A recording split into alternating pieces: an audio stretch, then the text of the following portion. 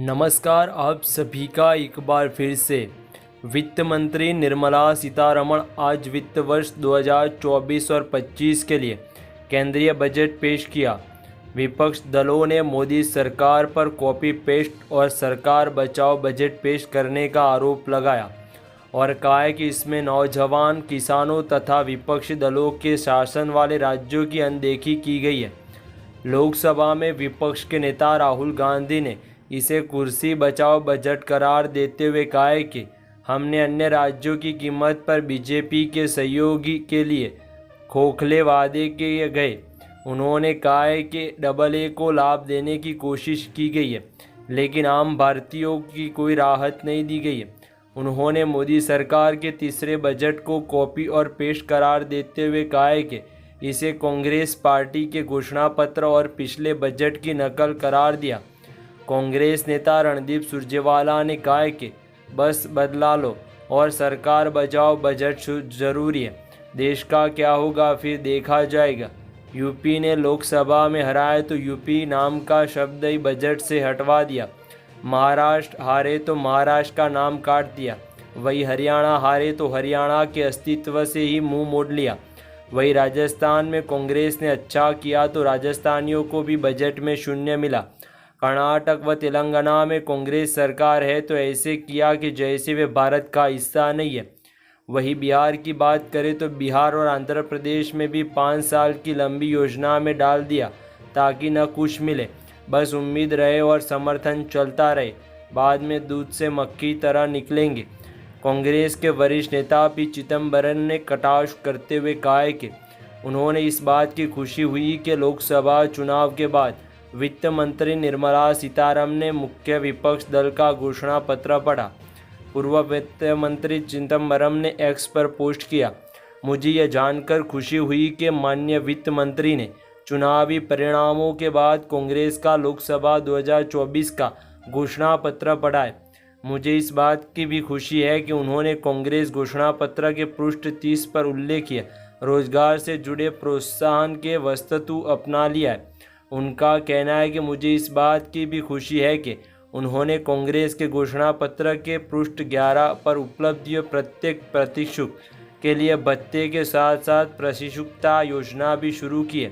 काश वित्त मंत्री ने कांग्रेस घोषणा पत्र में कुछ अन्य विचार की भी नकल की होती। इसी बीच बजट को लेकर एक और बड़ी खबर सामने आ रही है। बजट में खेती और किसानों के लिए कई बड़े ऐलान किए गए, लेकिन बजट से किसान पर ज़्यादा खुश नहीं जताए जा रहे हैं। किसान नेता राकेश टिकैत ने कहा है कि ज़मीनी स्तर पर इस बजट से कोई फ़ायदा नहीं होने वाला है। सरकार फसलों की उच्चतम कीमत देनी चाहिए। बजट पर निराशा जाहिर करते हुए किसान नेता राकेश टिकैत ने कहा है कि यह बजट कागज़ों पर तो ठीक लगता है, लेकिन ज़मीनी स्तर पर इसे किसानों को किसी तरह का कोई फ़ायदा नहीं होने वाला है। कंपनियों को इसका लाभ ज़रूर होगा।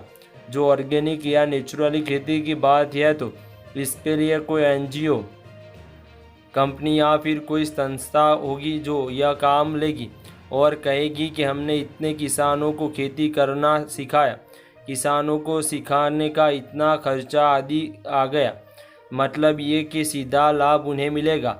राकेश टिकैत ने कहा है कि अगर किसानों को लाभ पहुंचाना है तो उसे उनकी फसलों की पूरी कीमत देनी होगी। इसके लिए खास प्रावधान करना पड़ेगा। किसानों को खेती के लिए मुफ्त में पानी चाहिए, मुफ्त में बिजली और सस्ती खाद चाहिए। वही किसानों के लिए खेती के उपकरणों पर GST कम करना चाहिए। उन्होंने कहा कि किसानों के स्वास्थ्य पर क्या किया गया, उनके लिए शिक्षा मुफ्त की जानी चाहिए। इससे पहले वित्त मंत्री निर्मला सीतारमण ने अपने 7वें बजट की शुरुआत में कहा है कि अगले 2 साल में देश भर में 1 करोड़ किसानों की प्राकृतिक खेती अपनाने के लिए प्रोत्साहित किया जाएगा, जिसमें प्रमाण पत्र और ब्रांडिंग व्यवस्था की शामिल होगी। इसके लिए 10,000 आवश्यकता आधिकारिक जैव इनपुट संसाधन केंद्र स्थापित किए जाएंगे। साथ ही सरकार जलवायु अनुकूल बिजली विकसित करने के लिए अनुसंधान की व्यापक समीक्षा भी करेगी। बजट में किसानों के उत्पादक बढ़ाने और खेती में सहायता लाने की उपयोग के लिए एक हिस्से में रूप से बजट में कृषि अनुसंधान पर जोर देने के साथ साथ प्राकृतिक खेती को बढ़ावा और राष्ट्रीय सहकारिता नीति जैसे विभिन्न उपयोग की घोषणा की गई। बजट में किसानों की फसलों की उच्च उपज वाली 1909 नई किस्मों और जलवायु अनुकूल 32 नई किस्मों को जारी करने की घोषणा की गई है। फिलहाल इस वीडियो में इतना ही। मिलते हैं एक ऐसे नए वीडियो के साथ, तब तक के लिए बने रहिए न्यूज़ एक्सिस के साथ।